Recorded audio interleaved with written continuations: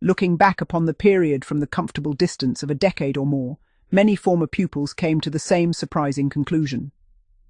During the mid-1960s, they had genuinely believed that they were witnessing the last years of routine corporal punishment in British schools.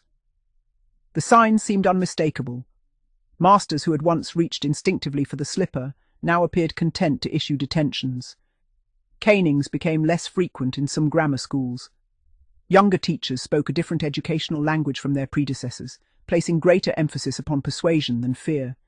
Even pupils themselves sensed that the atmosphere was changing. The optimism of the decade encouraged that belief. The 1960s were widely portrayed as an age in which old certainties were giving way to new ideas. Authority in every sphere of life seemed to be questioned. Universities expanded. Traditional social barriers weakened. Young people enjoyed freedoms unknown to their parents. Newspapers carried stories about educational reform, modern teaching methods, and the gradual disappearance of customs that had survived almost unchanged since before the First World War. Against such a background, it seemed only natural to assume that corporal punishment would soon follow the same path. Many boys who left school in the second half of the decade entered adult life, convinced that the cane belonged to a fading educational tradition. They expected future generations to hear about school beatings, much as they themselves had heard about inkwells, gaslighting, or compulsory school caps, interesting relics of another age. Then came the surprise. Meeting younger colleagues during the 1970s, they discovered that canings and slipperings had by no means disappeared. In some schools, they remained a regular feature of daily discipline. Elsewhere, they had actually become more formalized, with carefully prescribed procedures determining which offences merited the slipper and which demanded the cane. The assumption that Britain had entered a new era proved, at best, only partially correct. Indeed, conversations between former pupils from different parts of the country often produced remarkable contrasts. I thought all that had stopped. It hadn't at our place. We hardly ever saw the cane after 1966. Our head still used it every week. One man's memories could sound almost unbelievable to another whose education had taken place only 50 miles away. This regional variation perhaps explains why the national debate became so confused. Newspapers published reports of schools abandoning corporal punishment entirely while, elsewhere, headmasters publicly defended it as an indispensable safeguard against declining discipline. Public opinion itself appeared divided. Some parents welcomed reform, believing schools should reflect a more modern relationship between teacher and pupil. Others feared that abandoning traditional sanctions would simply encourage disorder. Educational journals carried increasingly vigorous arguments. Supporters of corporal punishment insisted that newspaper critics misunderstood how schools actually functioned.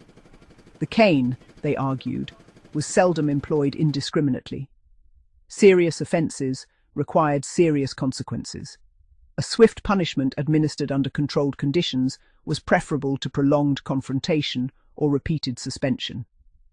Many experienced heads maintained that physical punishment, sparingly used, actually reduced the need for harsher disciplinary measures. Their opponents reached precisely the opposite conclusion. They questioned whether respect founded upon fear deserved to be called respect at all. They pointed to schools where excellent discipline existed, despite little or no use of corporal punishment. They argued that educational authority should rest upon fairness, consistency, and professional competence rather than upon the threat of physical correction. Neither side lacked conviction. Within staff rooms across Britain, the subject could provoke surprisingly passionate discussion.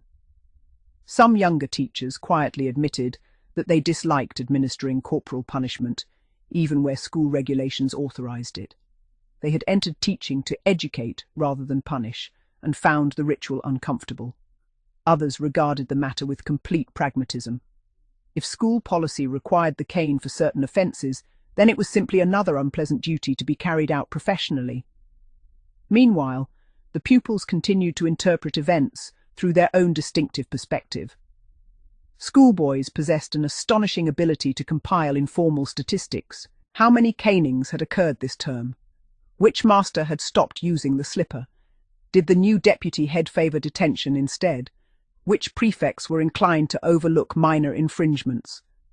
Such information circulated continuously through classrooms, corridors, and playgrounds.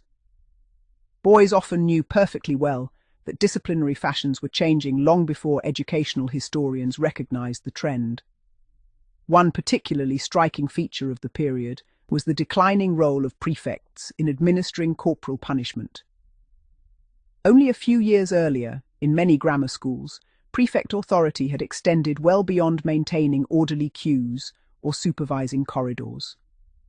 Senior boys were entrusted with genuine disciplinary powers. Younger pupils who talked during assembly, appeared incorrectly dressed, or committed minor breaches of school rules might find themselves summoned by a prefect and awarded a slippering without any master becoming involved. Supporters regarded the system as valuable preparation for responsibility. Critics saw it rather differently. Increasingly, schools began transferring such authority back to the teaching staff. Prefects were encouraged to issue reports, assign lines, or refer persistent offenders to masters instead. Even where the slipper remained available, it became a secondary measure rather than an immediate response.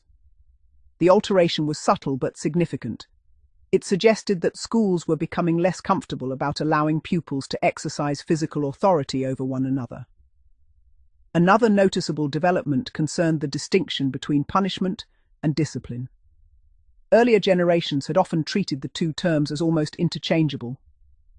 By the early 1970s, educational thinking increasingly separated them. A well-disciplined school, many argued, need not necessarily rely upon frequent corporal punishment. Order might equally be maintained through clear expectations, consistent routines, and mutual respect. Such ideas did not immediately transform everyday practice.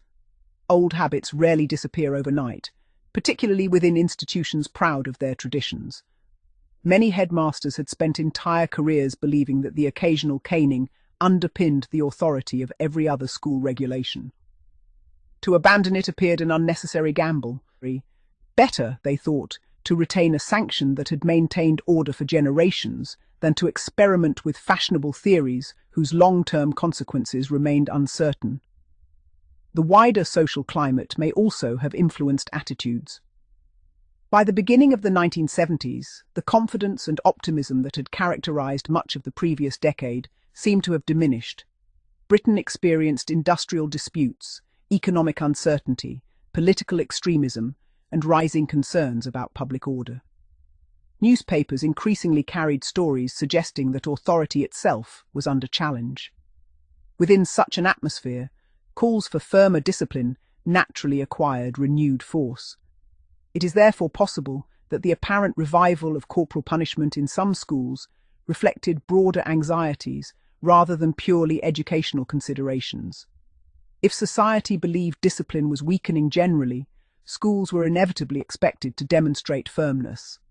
Whether that perception accurately reflected reality remains open to debate. What cannot be doubted is that many former pupils experienced genuine surprise upon discovering that corporal punishment remained widespread well into the 1970s and, in some schools, beyond. The generation that had imagined itself witnessing the closing scenes of a long tradition gradually realized that history had proved more complicated. Educational change, like social change itself, rarely proceeds in a straight line. Instead, it advances unevenly, pauses unexpectedly, and occasionally appears to reverse direction altogether.